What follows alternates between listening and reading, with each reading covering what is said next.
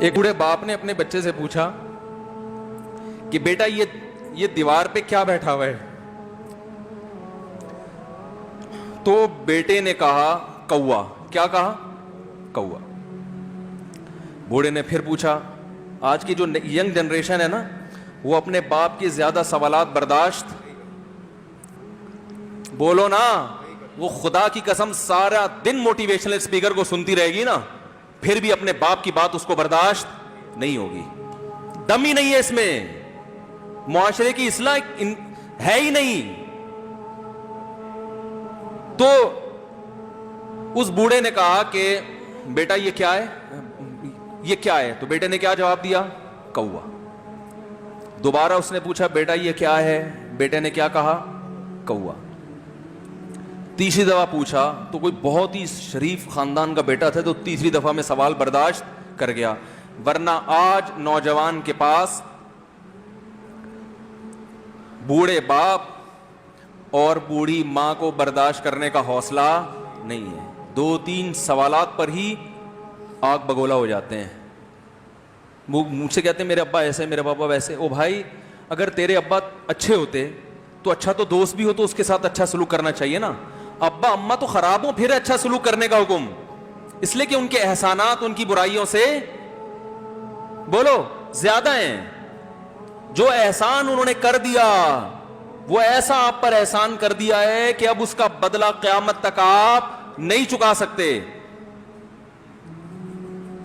تو وہ باپ نے دوبارہ پوچھا، تیسری دفعہ پوچھا یہ کیا ہے؟ تو بیٹے نے کہا کیا ایک سوال کی پخ لگا کے رکھی ہوئی، کچھ اور کام کر لو ابا، بار بار ایک ہی سوال ریپیٹ کر رہے ہو۔ تو باپ کو اپنا زمانہ یاد آیا، اس نے کہا بیٹا جب تو چھوٹا تھا نا، تو نے 20 مرتبہ مجھ سے پوچھا تھا کہ ابو یہ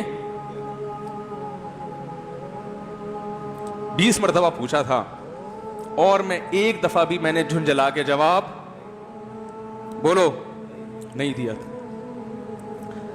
تو چونکہ بچہ بھول جاتا ہے کہ میری ماں نے میرے لیے کیا کیا، اور خود ماں بھی بھول جاتی ہے، حقیقت تو یہ ہے، باپ بھی بھول جاتا ہے کہ میں نے اپنی اولاد کے لیے کیا کیا۔ اللہ چونکہ یاد رکھتا ہے، اس لیے اس نے قرآن میں بار بار ماں باپ کو بیان کیا ہے، بہت زیادہ بہت زیادہ۔ وَوَصَّيْنَا الْإِنسَانَ، فرمایا آرڈر نہیں دے رہا، حکم نہیں دے رہا، وصیت کر رہا ہوں۔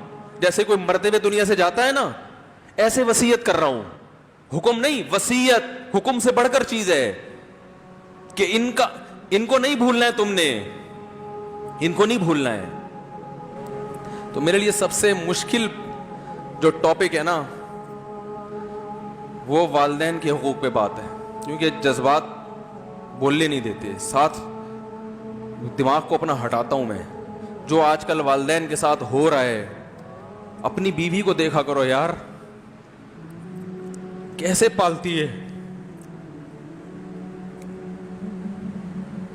کیسے پالتی ہے بچوں کو، آپ کے دیکھا کرو،